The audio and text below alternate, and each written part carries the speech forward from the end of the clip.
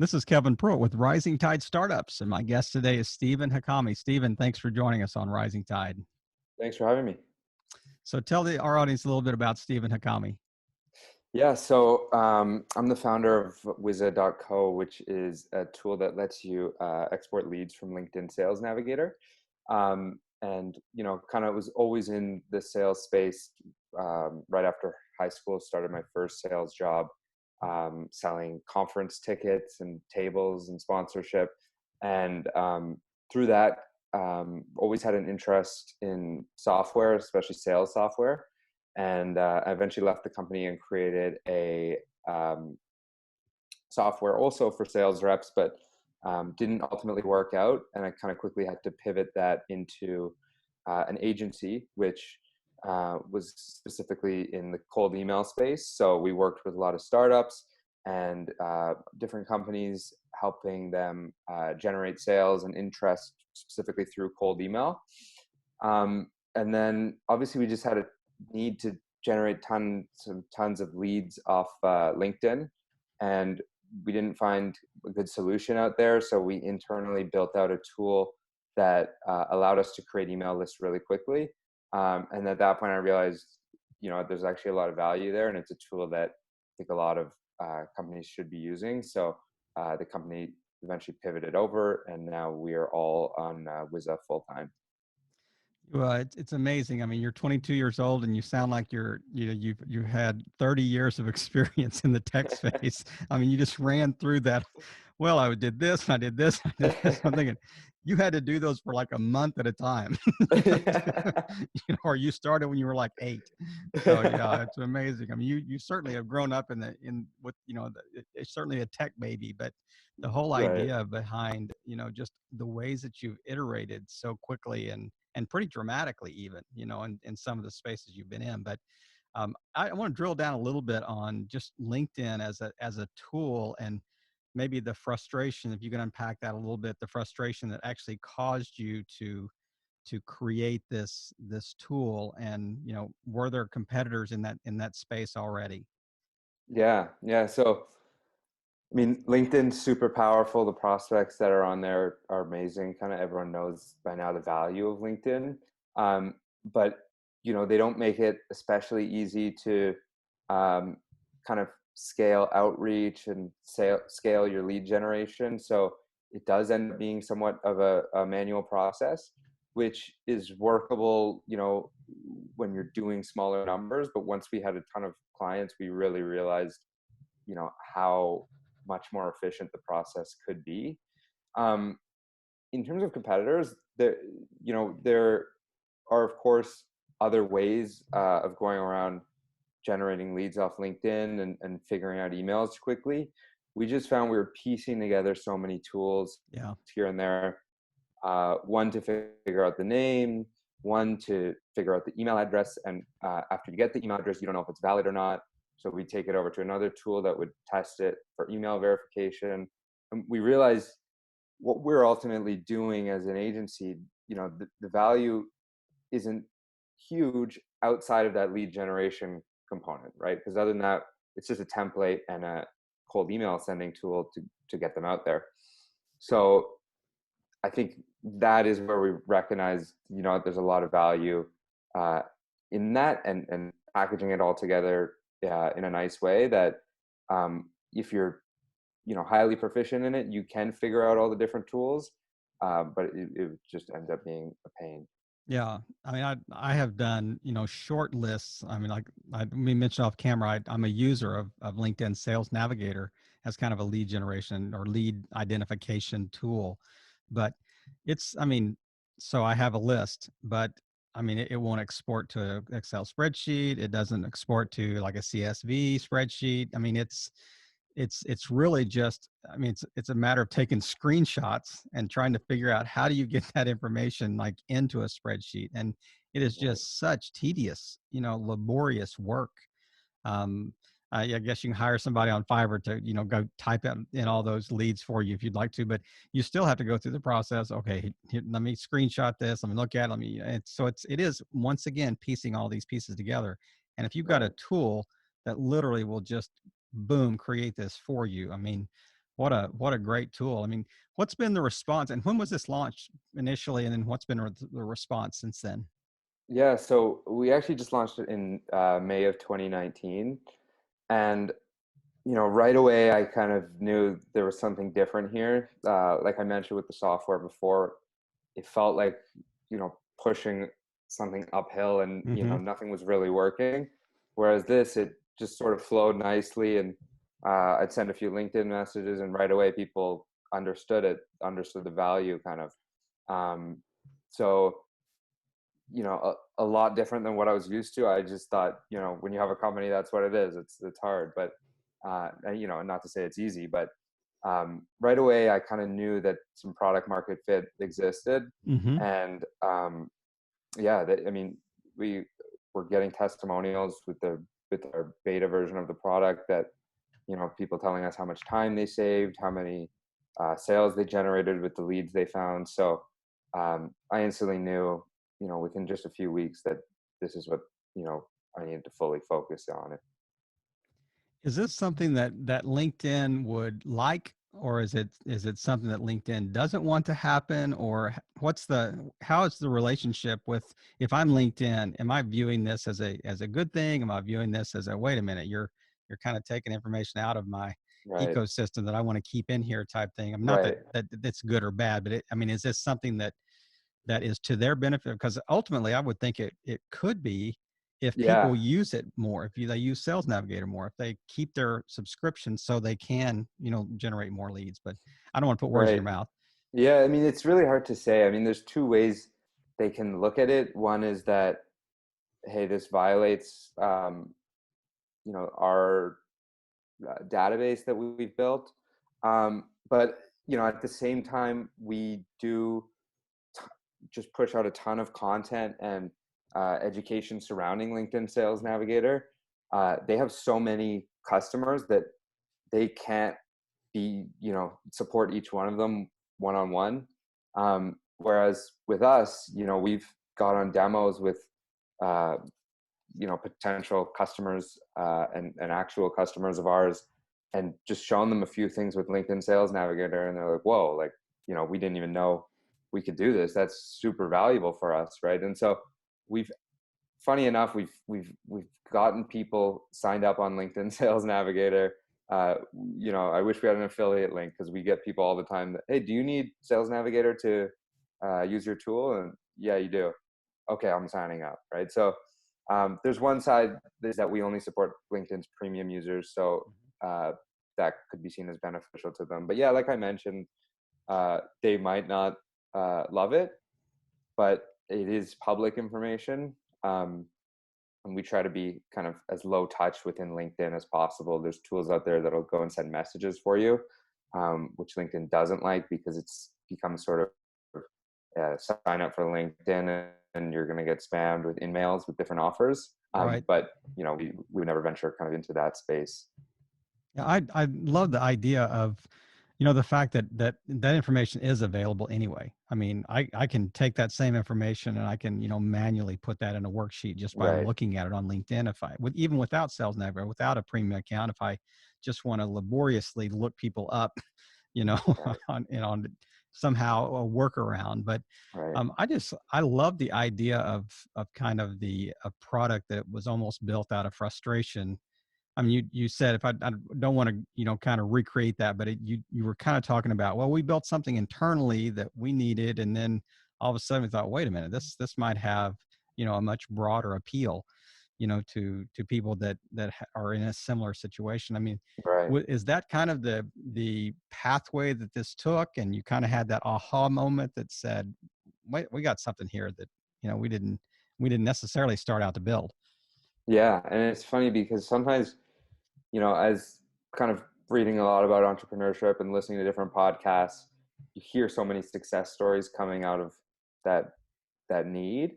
And I was sitting there kind of wishing that, hey, I wish I had a need for something, but right under my feet, I did actually have something. And it's just sometimes I think, I was so deep on this cold email path that kind of things felt almost too specific to me to be an actual need for the rest of the market. But where there's one person, there's usually many others. So, the need did end up being there. And I think I've learned my lesson now that even if you're in a small niche, there's others out there that probably have the same problem you're having.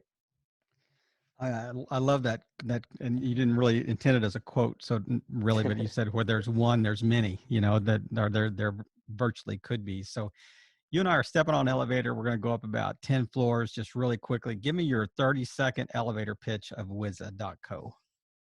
Yeah, so Wizard lets you scrape LinkedIn Sales Navigator to create email lists instantly that would otherwise take you hours to generate. You can find thousands of leads with verified email addresses, and we only charge you for valid emails that we find.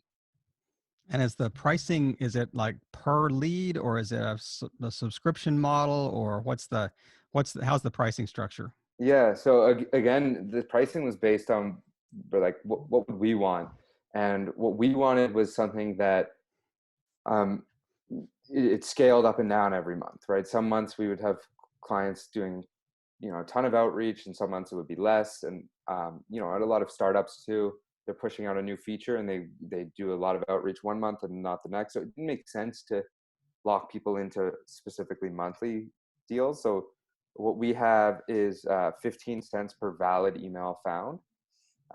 Valid ones are ones that we've tested and we know that they're going to deliver at 99% certainty.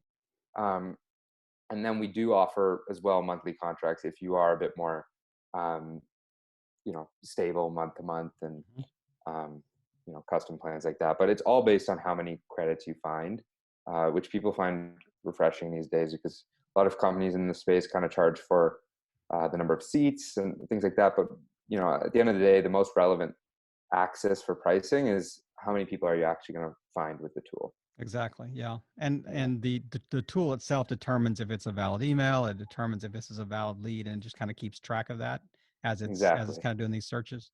Exactly. So it gives it back to you in a CSV file. Here are your 500 valid ones. 200 are risky, which are ones where we're not certain if they're valid or invalid. And then here you got the 100 where we can find an email for them. And then so you only lose credits for those valid ones. Right. Right. And so, are you buying credits ahead of time, or are you just like paying for I want to run a search, give me 1,000 leads, and I know that's going to cost me $150 or whatever that magic number Yeah. is, or. Yeah. So if you're just on a pay as you go plan, Mm-hmm. it's just you do the scan of, let's say, 1,000 people, and then 600 come back valid, and then you're charged 15 cents per the 600 to your card that's on file. But we also offer, for example, our Pro plan gives you 300 credits every month for $50 a month, and some other features as well. So that's kind of, some people like to be billed upfront one payment, so that's Yeah. kind of the way we do that. Right. I love the model, just the whole model behind it, and so as you were launching this, and you said you launched it in May of 2019, so Yeah. not even a year ago. I was reading somewhere that you have had unbelievable growth in that period of time, that even amazed your 22-year-old self with how fast this has grown. So kind of walk us through that. You don't give us specific numbers, but just kind of walk us through this hockey stick, growth pattern that you've seen in the last like 10 months. Yeah. So like any business, it started off slow, but still exciting just to even get revenue with it. So our first month we did $35, and I was ecstatic, just from um, seeing that people did have an interest. And from there, it kind of just grew each month. I think our second month we did about $2,000, uh, and then 4,000, and then 4,000 became 8,000. So each month we were about doubling. And then now we're growing at about 20 to 30% per month. So Incredible. yeah, it's still fast. I mean, we're early, and it's going to reach a point where that doesn't happen anymore. But kind of from the start, when it was just myself, it was just about reaching out to people, getting in different groups on LinkedIn, sales communities on Slack, um, and just posting it and saying, "Hey, this is uh, the software we've built, and let me know if you have any feedback." And then launching on Product Hunt helped. And then as soon as people actually started responding to that, it just creates kind of confidence to start sending cold email. So I had some experience with cold email, of course. So uh, went and sent more cold email, and that generated some buzz. And then the big key for me was figuring out content and figuring out SEO, which Hmm. is something I never really had done before, but I knew people must be searching for this problem. So I have to figure out a way to get in front of these people. So spent a few weeks just learning everything I could about SEO, and wrote some blog posts, and that's been a big source of traffic and leads coming in. So yeah, cold email and um, good content has been the main drivers so far. I mean, it's just really interesting to see how, this, yeah, you had a pain point internally that you guys worked on and found a solution to it. And then you just kind of scale this up to this mini unicorn that's just taking off. But I love the show Shark Tank. And my youngest daughter and we just sit there and just try to, we love to pick apart businesses and things like that as they're pitching their wares. But I I just I hear every now and then, especially Kevin O'Leary talks about, well, this is a licensing play. This is a licensing deal. And the more you talk about that, if I'm LinkedIn, I'm thinking, is this a licensing potential? For if is there any benefit if I'm LinkedIn to inviting you into the LinkedIn family, as a licensee and saying, what about offering this to people that as kind of another level of sales navigator, as kind of an Yeah. outlet to sales navigator? I'm thinking of the, million people or 500,000 people or whatever it is that use Sales Navigator. I mean, to offer this service to them, almost build it in kind of like as a pro gold level or something like that. And hmm have you had those thoughts at all, or is it there a benefit to being independent? Yeah. I mean, well, first of all, I'm a huge Shark Tank fan as well. Um, but Yeah, I yeah, saw I you mean, smile when I said that. yeah.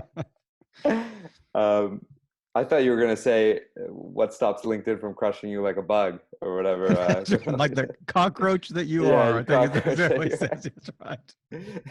are. But yeah, I mean, there's potential.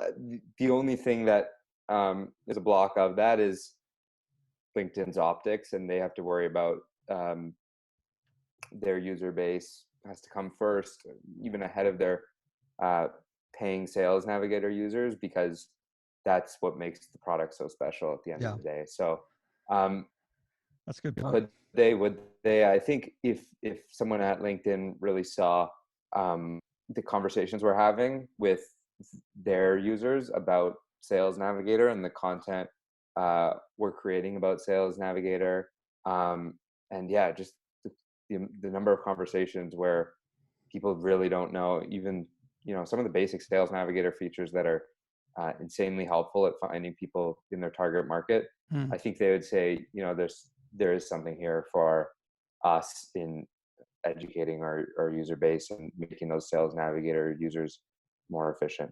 Yeah. And I mean, you kind of joked about it earlier, but does Sales Navigator have an affiliate link that you could, you can kind of reverse engineer and say, okay, if we're pushing them there anyway, why not, Right, res- you know, derive some benefit for, just making this connection. I mean, there's value in that. right, And just like any other affiliate, that's why they're designed. They're designed to right. generate more business and to make that relationship link. But um, I just love the idea of you at such a young age just really taking on this thing, and just seeing how much growth has appeared just in a relatively short period of time. And have you had to kind of grow? I mean, you're the CEO. I mean, you're a 22-year-old CEO. Have you had to grow from we kind of ran a little email agency over here to now we got Hmm. this big thing taken off at 20 to 30% a month. We don't know Right. where it's going to end, how big the team's going to grow. Are you just like devouring business books on how to lead teams and, watching a lot Yeah, of YouTube videos or something, a lot of Patrick Lencioni or Seth Godin or something, Simon it's Sinek? funny. Yeah, it's funny because every single one of those people you mentioned, the conference company I used to work at hosted an event called The Art of Leadership, which is an amazing event. Yeah, it And was.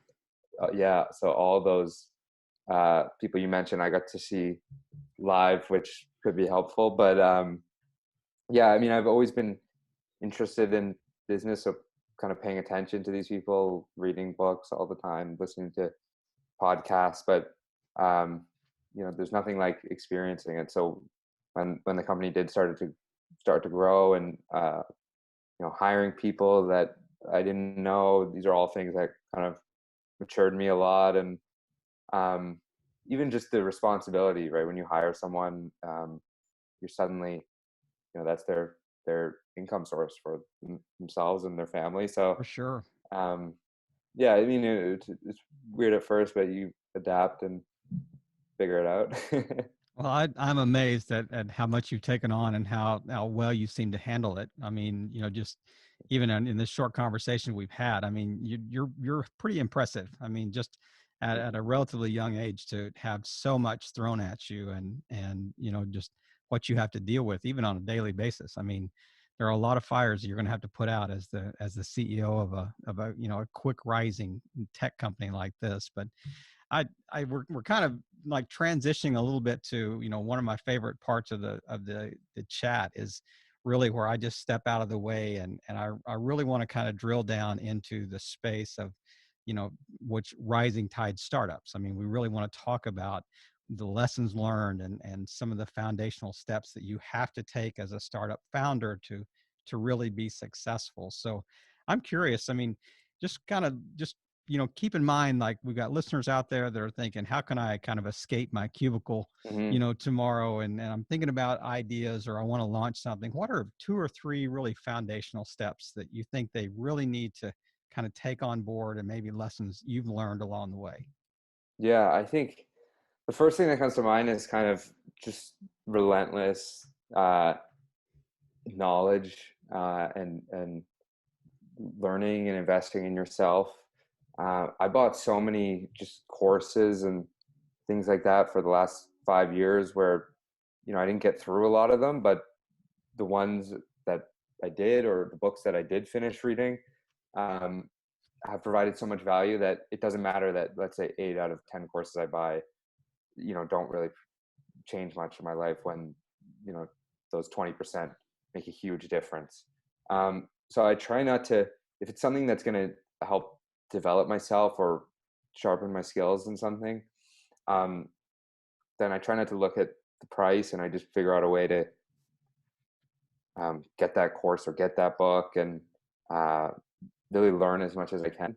There's a guy on YouTube I watch who talks about how the best entrepreneurs are all T-shaped, which is you kind of have a skill in everything, and then you go really deep on something. Like Bill Gates, is an engineer and an amazing developer, but he's had to figure out, let's say, marketing and sales, and you can't ignore any of those things. So um, learning about sales and marketing, and when I first spent those few weeks figuring out SEO, that was huge for me. And now we have a head of content, and he mainly worries about the content and SEO. But having that knowledge from the early days, I'm able to figure out, yeah, I already tried that, it didn't really work, or um, that this avenue works really well, or just to even know what he's talking about. Um, so I think, even without, if I just took out my sales knowledge and uh, my my SEO knowledge that I picked up, we would have never got that traction from the start that kind of built on itself. So just those two sort of random skills ended up producing a lot of value. So I'd say just learning as much as you can, and things like podcasts and YouTube videos that are completely free have just so much information in it these days. We're so lucky that we don't have to go to a library to learn new skills. We can just do it from anywhere, even in quarantine right now. So I'd say, yeah, taking advantage of that is the biggest thing. So we talk a lot about, I interview a lot of people and about, how they started their thing, whatever their product or services that they offer. In your opinion, how important is it to be passionate about the thing? I mean, does it matter what the thing is for you, or do you have to care about it? I mean, could you sell hamburgers just as easily as you could sell, Sales Navigator output? Yeah, I mean, it's tough to say, because the question is like, am I really passionate about cold email or LinkedIn Sales Navigator? Like, who's actually passionate about that, right? It's easy to say it when it's like basketball, Yeah, right? Like, yeah, exactly. Kobe Bryant was passionate about basketball, of course. But I think maybe not passion, but loving what you do is obviously important, and that can be, not every little part of the game or the business you might not love, but if you overall enjoy what you do. And sales has always been my interest, because from the first time I got on a sales call, I found it amazing that with just hard work and time, and no real costs, you can start convincing people to buy products from you. And that was very, just interesting and to me always. So um, I think progress excites me, and uh, building something. So I don't know how important it is to be uh, insanely in love or passionate with such a specific thing, like what exactly your business does, but it is important to be interested in, or be passionate about building something big, uh, loving, making progress and working with people and all the things that have to be done when you're running a business. I love the way you frame that, and it's not necessarily the thing you have to be in love with, but you have to be in love with building the thing, or Right. the space that it's in, and just the whole idea of building a business and doing it well and doing it with efficiency and excellence. Um, so what's your long-term vision? Where's this going? If you had to play Nostradamus for a second and say, okay, here is exactly in 5 years, this is where Wizard.co is going to be. What do you think it's going to look like? Yeah, I think we continue to automate the sales process. Right now, we're speeding up prospecting. I think there's so much innovation in sales that hasn't been brought out. Whereas you see marketing, there's I think a lot of people who are interested in tech and technology can jump into marketing and see a lot of things they can improve. So there's tons of softwares out there, and don't get me wrong, sales has a lot of software, but I think there's a lot to go on improving that. So things Hmm. like with prospecting, getting more intelligent. So not just a list of names, but also uh, here are the technologies that these companies use, scraping different job boards. Like, what more intelligence can we get in there to figure out who might be interested in our products? And um, aside from there, like sending emails, calling, how can this be automated more, and how can it be really more efficient? So it's less of a numbers game and more of a, these 100 people I found are definitely interested in my product. Timing's right for them, and it's time to reach out. So I think there's tons of more innovation left in the sales space. So for us, I think what's been important for me to make sure we're nailing what we're doing now, make it perfect. Can we increase our success rate in the number of emails we find? Can we make it a little faster? Just making it perfect. And then once we're totally happy with that, growing on that. And hopefully as we make our product better and better, then our company grows bigger and bigger as well. Now, you did say earlier that this has to be connected solely to Sales Navigator. You cannot do that even with just a normal premium account in LinkedIn, correct? Right. Right. So is That's there, I for mean, now. what's the difference? Yeah, or that, there we go. That's Wizard 2.0. He's already, look, see the gears spinning there. He's already got the gears going. So, Well, Stephen, as we wrap up today, is there anything that I haven't touched on that you just want to kind of wrap up real quick with us, and then just tell people where the best place to find you online? Yeah. One thing I would say, if anyone's kind of younger and interested in business, I think software is an amazing thing for young people that want to be entrepreneurs, especially B2B. I think a lot of young people have a lot of talent in these universities, and they're creating businesses that are, um, let's say, surrounding partying or university life or different apps. But the marketing in consumers is good, but it requires some luck sometimes. And I think the B2B space has so much opportunity. So I would implore anyone to sort of think if there's any ideas or products you could come up with that help people, in the business world, because um, being younger and having innovative ideas can help you out a lot in that world as well. But yeah, to reach me, our company's at www.wiza.co, which is wiza.co. And I'm on Twitter as well at Stephen Hakami, which is StephenHakami. And how big is your team right now? Our team is 5. And those are 5 full-time people. Are they working remotely? Are they all in one Yeah, location, or how's your team distributed? we're completely remote, So which see, this is self quarantine thing's not a problem at all. You're just yeah, going along business normal. yeah, pretty much. Business normal.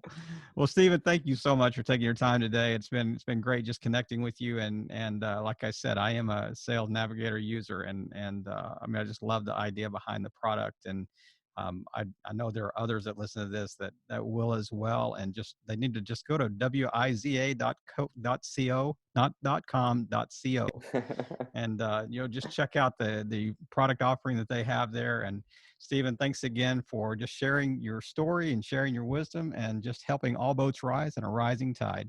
I appreciate Thank you you. joining us today. Thanks so much. Great to be here.